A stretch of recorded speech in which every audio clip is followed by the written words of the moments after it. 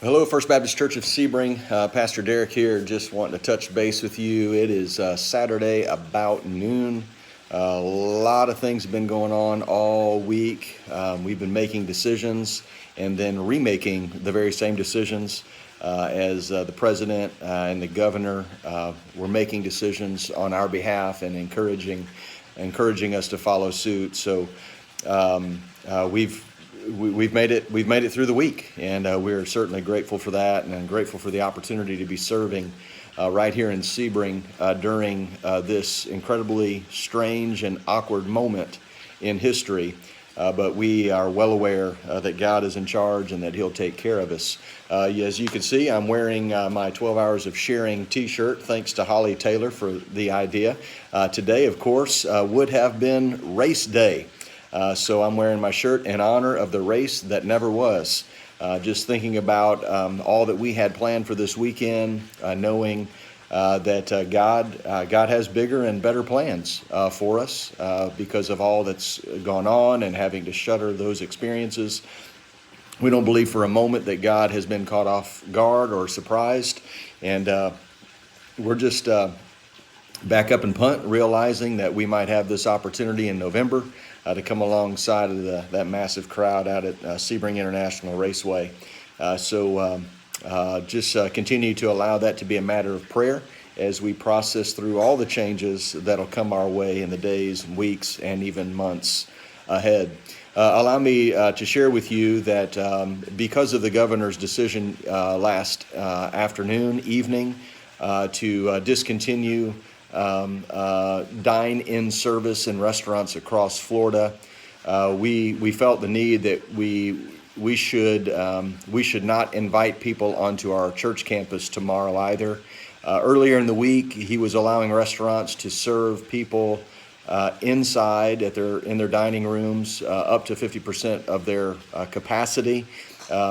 We were embracing that as an opportunity to continue to push forward for our gathering on Sunday, but when he shut that down yesterday, we just couldn't in good conscience continue to move that direction.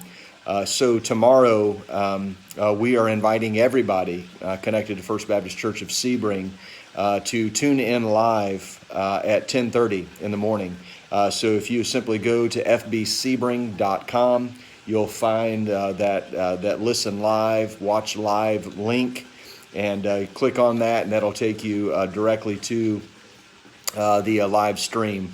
And we want everybody to be there. We're going to take an opportunity to worship together. We're going to take an opportunity to turn our hearts and our minds to the Word and ask that the Spirit of God would encourage our hearts to remind us of who's in charge. And while we're not physically in the same room, we will be worshiping the King of the universe in His throne room together. And I believe this is going to be vital and necessary for us to continue to remain connected as a body, that we have these moments where we can come together and hear from God simultaneously, and allow Him to continue to knit our hearts together. So again, tomorrow, we're not inviting anybody onto our campus except for those personnel who are necessary to provide the live stream worship service.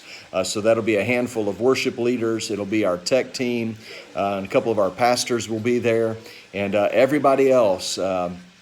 We're inviting you just to tune in, and let's virtually come together and worship the King of the universe tomorrow morning at 10:30. Allow me to encourage you, as we have done so this week through our Quick Cast tool, not to forget to be faithful with your giving. There are a number of ways for you to give, even though you may not be able to contribute in a plate as it passes by you. You can give online at FBSebring.com. There's a Give Now tab there. We sent out via QuickCast a tutorial video that Pastor Lonnie put together for us. I'll send that out again. You can follow that tutorial to discover exactly how you can prepare a one-time gift, or you can set up regular giving there at FBSebring.com. You can also mail your contributions to the church directly at 200 East Center Avenue, Sebring, Florida 33870. Our offices are still holding our office hours open Monday through Friday, so you can drop your contribution off at the office during those office hours. Or you might want to consider speaking with your bank and setting up a bill pay. A lot of that can be done online through your bank app. So there are several options available to us during this unusual time for us to continue our worship through giving and trusting God for our future and to take care of all of our needs. I would also like to thank those of you who have already responded to the quick cast I sent out earlier, inviting you to take part in sharing your favorite Bible verse or a Bible verse or passage that has been speaking to you in this season of life. And I want to address the first response that came to me came from Jeff Bell.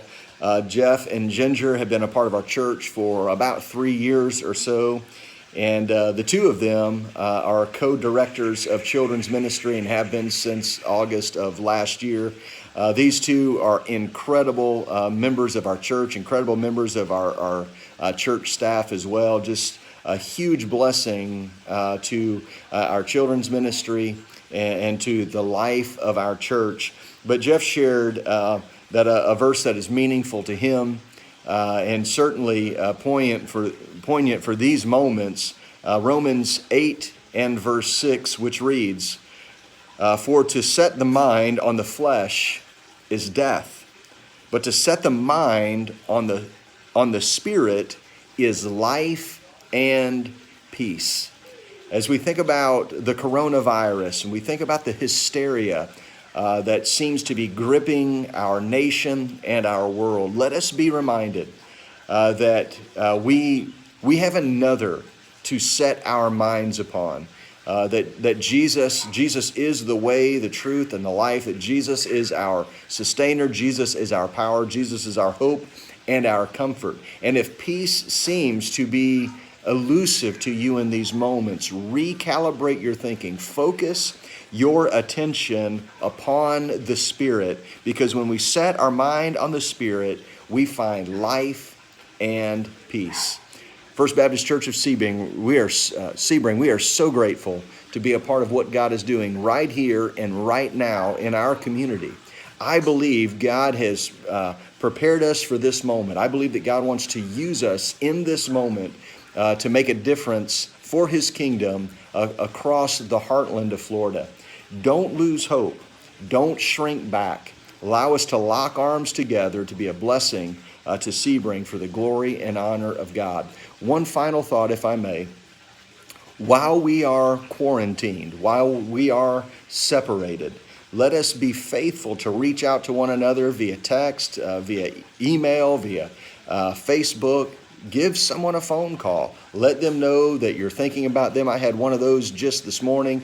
A gentleman reached out to me, said he was praying for me at 3 o'clock this morning. What a huge encouragement these types of things are.